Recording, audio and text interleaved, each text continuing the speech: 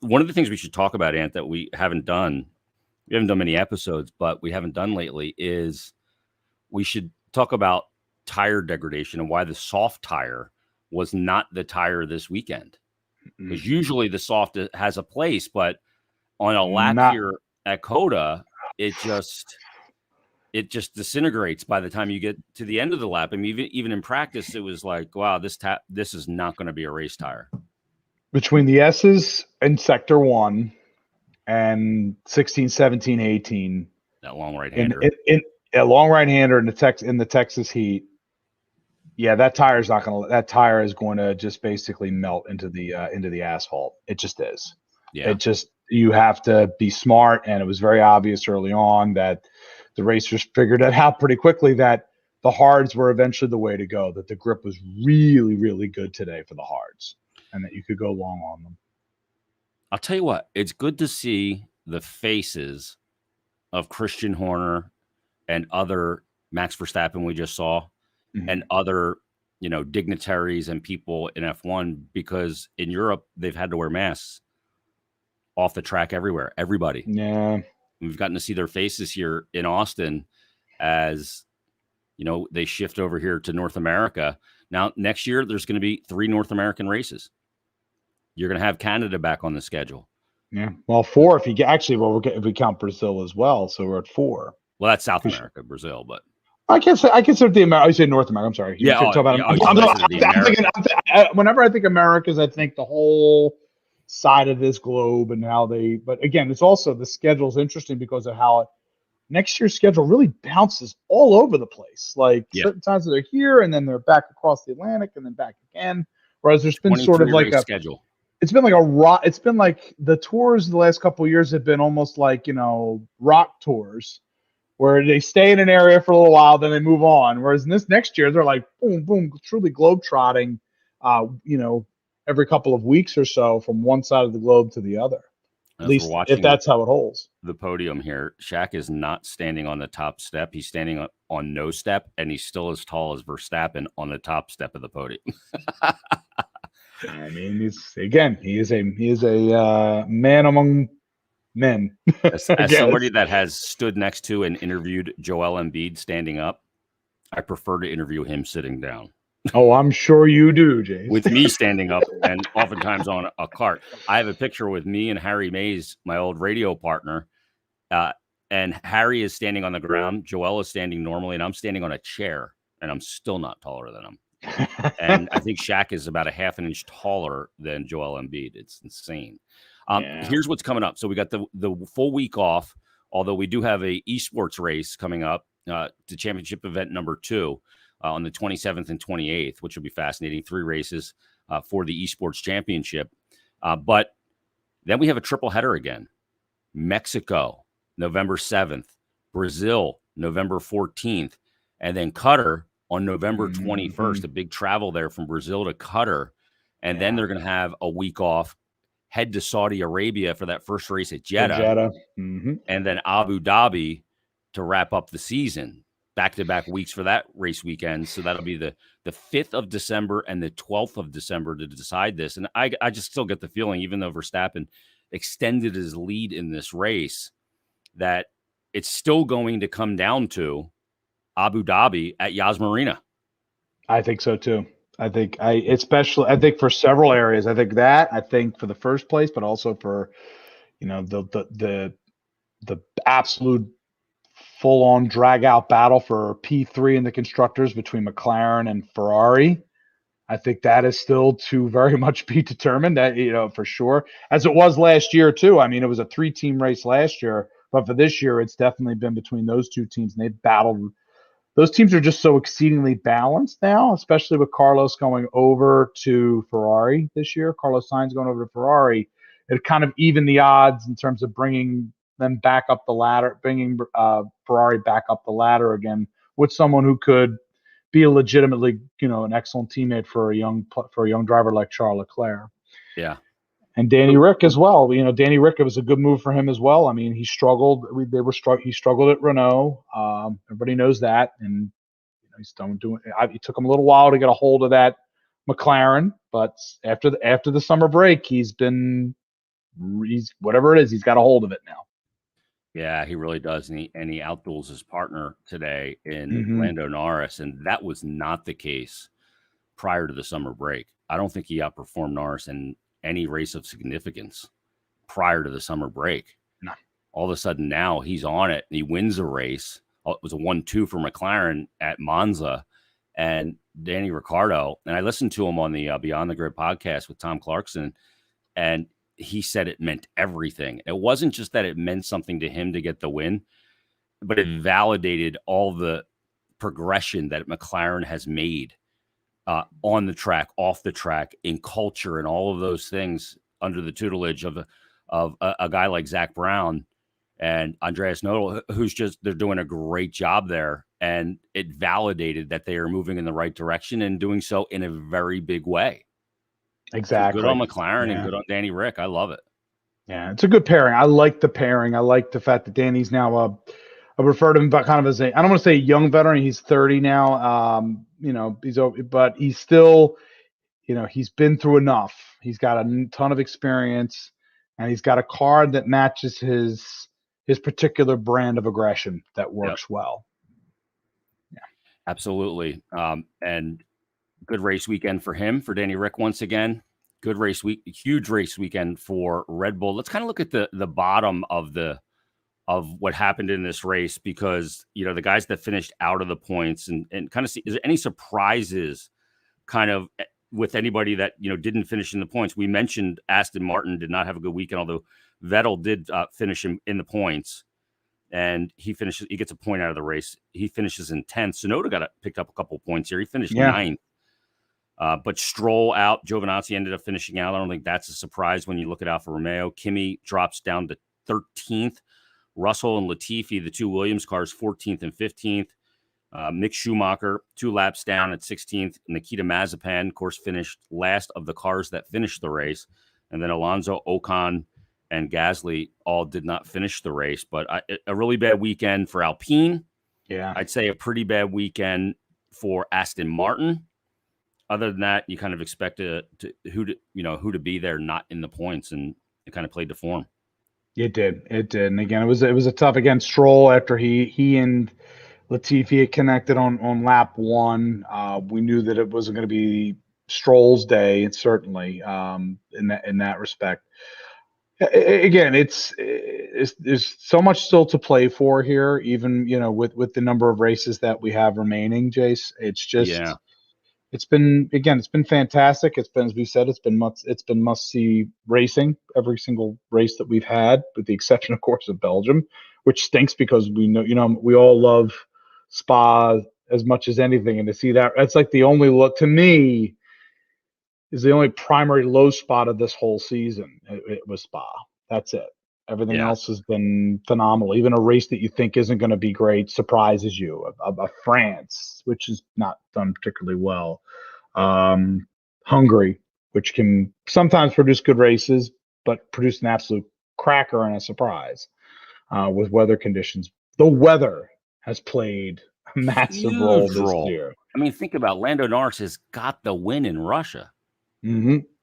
And then a miscalculation, on should he come in, should he not come in, when leading a race is with Hamilton. I do wonder, behind you. and I wonder if it took. I think losing that, and the big concern I have with a young driver like Lando was whether or not it's going to take the starch out of him a little bit.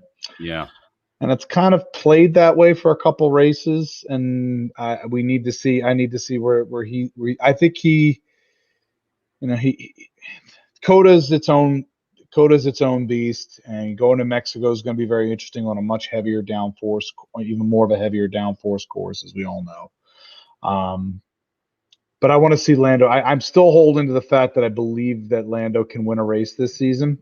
Yeah, I don't think he's going to. I'm starting to want. I need, but I think that was based off of I needed to see him rebound quickly from Russia, and now I'm not so sure. Yeah. The constructors right now, 460 to 437 in Mercedes' favor. Bottas gets Sainz at the end of that race and finished 6th. Sainz ended up finishing 7th. Yeah. So a 4 and a 7 for Ferrari, and they are 4 or 3.5 points back right now of McLaren. What a battle in the midfield. Holy. Exactly. And that was the thing, as I said to you, is it was Sainz needed to hold that in order to give them even more ground. It was still a solid day for Ferrari. Wasn't phenomenal. I mean, I thought Leclerc had a really good day, building off a pretty good weekend and a good quality, but it's just. Yeah, I thought they should have got more out of the weekend. Yeah, there's more they could have gotten for sure. There was definitely some pieces of meat left on the table that I'm sure they would have liked to have gobbled up. So Mercedes leads the constructors 460.5 to 437.5 for Red Bull. McLaren at 254. And then, as I said, Ferrari at 250.5. Alpine at 104. This is the drop off, the midfield drop off. Yeah. So you have the two top teams, Mercedes and Red Bull, fighting for the constructors, and then McLaren and Ferrari. It's going to be just those two going at it, unless Alpine can pull off something miraculous. And I still don't think they can even get into this weekend. Really, really damaged any. When you come out of it this late in the season with no points, it's real tough. It gets real tough for them. You think Ferrari overtakes McLaren for that third spot in the constructors? I do. Unless Lando needs some strong he's got it. Now all of a sudden it's flipped, as you said. Yeah, now Lando has to match. Now Lando has to match Danny. Yeah. That's the key now. Lando has to match Danny at this point. He's got to get it back, wherever it's going to happen, whether it's, whichever race is coming up amongst the remaining races, he has to. Or else, Ferrari could overtake them, because I think Leclerc and Sainz, with the exception, obviously, of Sainz getting pipped by Bottas, it's the only person who could really pip him today. Yeah. So, and he's in a Mercedes. Yeah. The one thing to worry about with Mercedes, too, is the engine. They're having some engine issues with Mercedes. I mean, Bottas has taken 6 internal combustion engines. Yeah. Not just going over as the allotted amount of 3. He went double it so far. Double. He's taking just put a new engine in the last race. Yeah, and this is something that could affect them again when we get down to the real tight moments, and if they, driving strategy too. If he's got 5 place grid penalties every time they do something, and look, Lewis Hamilton's got to take a whole new engine at some point. He still hasn't taken it. I bet you he takes it in Mexico. He might. That's a decent. I think there's a pretty good chance that could happen where he does it in Mexico. I think you got to be smart at this point now. Where you're kind of going, if we don't take it in Mexico, we're running out of time. An engine problem. Yeah, and you're running, and you don't want it to come down to a grid penalty in the last 3 races that, sinks you for a championship. You got to take your medicine now, know what you're looking at. And the other thing is, it's a Red Bull track with that elevation in Mexico. They've been really good there. Hamilton's actually clinched, though, the driver's title there several times, even by not winning. Yeah. Just because of where it sits on the calendar. But they got to take their medicine with Lewis Hamilton, take the 20 placer and try and get what they can out of that race, and then move forward and try and get back on the right foot in Brazil. And then some of the, Qatar. You got 4 races left. Then you got 4. Then you're at 4 races left, and then at that point you still have. At that point you take it, and then you still have time remaining to try to secure things here. If you wait too long, not only could you potentially wipe out in the middle of a damn race, but then you've got to take those penalties afterwards, and that's double trouble. Yeah, exactly. So you lose 2 races by doing it. All right. Exactly. It's amazing too. Mercedes looked like they were the team heading into this weekend that had the advantage with the upgrades and the system that they're using, that when there's a certain amount of downforce on a straight, that it actually lowers the ride height of the car and the rake, giving it a little bit more aerodynamic. It didn't play a huge part at this track because there's so many turns, so you don't reach that downforce threshold. Yeah. But I mean, in free practice 1 and 2, they look like a team, like Red Bull was like way out of it. It was like, oh my goodness. I mean, they were 0.7 up after FP2. And we heard it from Lewis on lap 7. He was already concerned about pace. Yeah, he knew Max was faster. He knew Max was faster right from even after his jump and getting the inside line into turn 1. 6-7 laps in, he's already going. And we always know. We always kind of wonder whether or not this is Lewis pulling a rope-a-dope to try to get them to And sometimes I do wonder. I think we all do, but I think the data showed it. I mean, it's right there. he knew the concerns there. Yeah, the eye test matched what he said too. Precisely. Since Great Britain, I mean, Max had a 32-point lead in the driver standings at Great Britain. Then he obviously crashed out of Copse, and Lewis took the penalty, came back, won the race. Then what happened at Hungary with Valtteri Bottas just missing turn one and taking a few along with him for a ride. And then, Max gets back at Belgium, but only gets half points. That's a missed opportunity for him. He goes to the Netherlands and goes home and takes care of business. At Italy, they come together, neither get points. At Russia, Max takes the grid penalty, starts at the back of the grid, comes up to get a 2 because of the rain and circumstance. And then in Turkey, we know what happened there. And now it's just fascinating, the twists and turns of this season. I wish I almost would have kept a journal about this season. But once it's over, and we have the very limited off season, by the way, mid-December to basically mid-March, when they'll have testing at either Bahrain or Circuit de Catalunya in Spain. Maybe they do both this year. They start out at Bahrain. Listen, brand new car. Yeah. You're talking about a brand new car. It might behoove them to have 2 sessions. Yeah. Just so everybody gets a real good grip on that, because again, how much limiting that though? Have to check on that. Probably. I'm not sure. You would think, because they want everything they want. I think they want to make sure is as level a playing field as they could possibly make, because that's the whole purpose of this exercise. Yeah, and for cars to be able to follow closer and overtake more. So, real quick, last thing before we get out of here. Since our last episode, we have not looked at that 2022 calendar that came out. Anything really jump out? I mean, other than starting in Bahrain, which they did this year, but really out of necessity. But they're going to start the season at Sakir. Then they're going to go right to Jeddah. Yeah, and then Australia. Traditionally, the opening race of the season is now going to be it's a far different track in Australia. We haven't seen it now in 2 years. Yes, in Melbourne, that's going to be the third race of the season. That's interesting to me. And Imola will round out the first 4 races, staying on the calendar, which I love. It's great, and it should, because it's such a fantastic track. And this is where, and again, I know in Formula One they want to try to make sure to get to as many countries as possible, but what the turnouts are going to be at, and what places that you definitely want to kind of go to. And Imola is one of those courses that, I've always felt should remain on the calendar. A lot of history there. Exactly. Tragic history too, but yeah. Tragic history as well, as we know. But again, it's everything that's involved with that. It's just, it always races well, races fast. The gravel traps, you have to be careful of, especially depending on the speed. Unforgiving, exactly. It's classic, much more narrow than than most modern F1 races. Yeah, no 30-yard runoff areas. No, you got to be. You got to take on F1 2021 on Xbox. Oh, don't worry. I've done the same, and it is hard.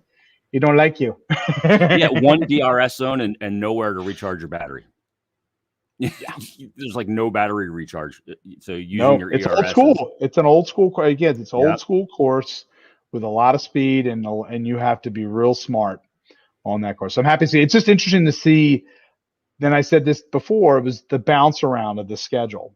Yeah. Where it's, again, less of we're staying in one spot for one continent for a little bit. And there are parts of the schedule that do that. It just seems to bounce around a lot more if it holds, as we've seen it. And we know schedules can change. They go right from Imola, and then they head over. I think it's they have 2 weeks off, but they head right over for the first race in Miami. Yeah. Which is going to be incredible. And then they're going to go to Spain, the old testing ground in Barcelona. That was actually a good race this year. Then they'll head to a very special weekend in Monaco at the end of May. It looks like it's going to probably be Memorial Day weekend. It's around the usual time for them. Yeah. Yeah. Then they'll head to Azerbaijan and Baku for that race, another street race. And then they'll go to Canada. They'll come back to North America. Is Portugal off the schedule?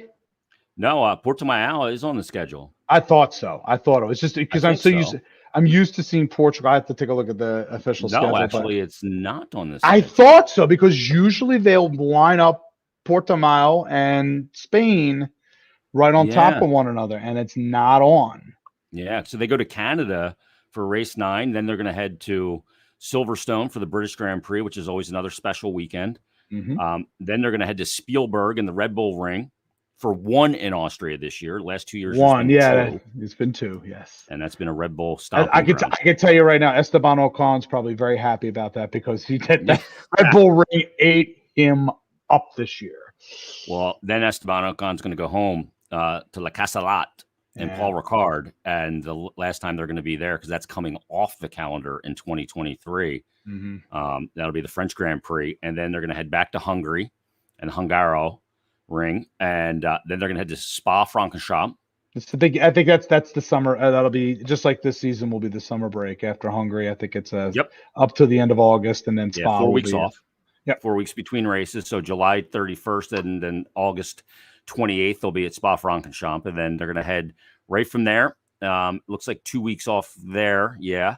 And they're going to head to Zandvoort and go back to Netherlands, where Max absolutely dominated there on the beautiful coast in the Dutch country. And the Dutchman will be back home. We'll see if he can repeat there. And then they're going to head to Monza once again.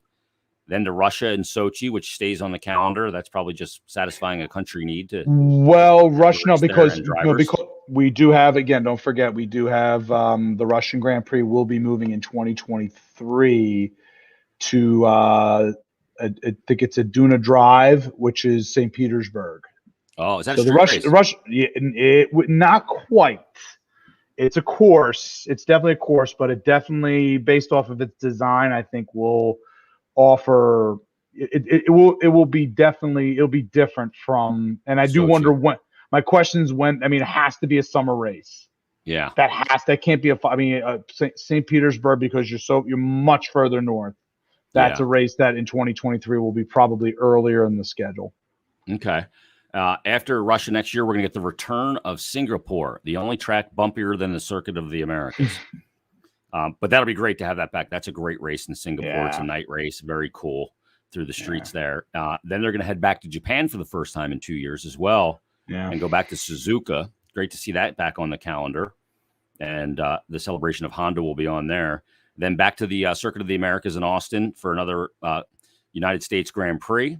That'll be around this weekend, and next year, October 23rd, will be the race. Then to Mexico again, Brazil, and then they'll end the season in Abu Dhabi like they have for so many years at Yas Marina. So 23 race schedule for next year. It's going to be fascinating, but we still got 5 to go this year and still a ton to be decided on both the constructor side and on the driver side. So we'll wrap up this episode 15 of the Stick to F1 podcast, and great stuff.